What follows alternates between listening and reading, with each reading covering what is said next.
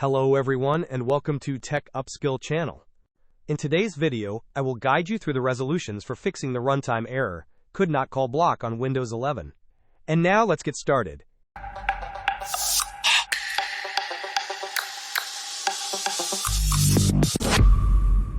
The first and simplest solution to resolve the runtime error could not call block on Windows 11 is to restart your computer.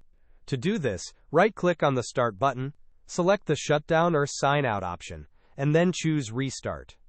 A fresh reboot often clears temporary glitches, causing such errors. If a simple restart does not resolve the issue, the next step is to ensure your Windows operating system is up to date. Right-click on the Start button and select Settings from the menu. Once in Settings, navigate to the Windows Update tab. In the right pane, you will find an option to check for updates.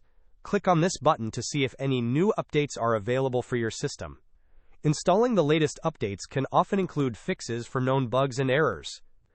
Finally, if the previous steps have not resolved the runtime error, you can perform a system file checker scan. To do this, search for Command Prompt in the Windows search bar. Once it appears, right-click on it and select Run as Administrator to open it with elevated privileges. In the Command Prompt window, type the command sfc/scan now, and then press Enter. This command will initiate a scan of your system files and attempt to repair any corrupted or missing files that might be causing the error. Hope this was helpful. Don't forget to like and subscribe if you enjoyed. As always, thanks for watching and I will see you in the next video.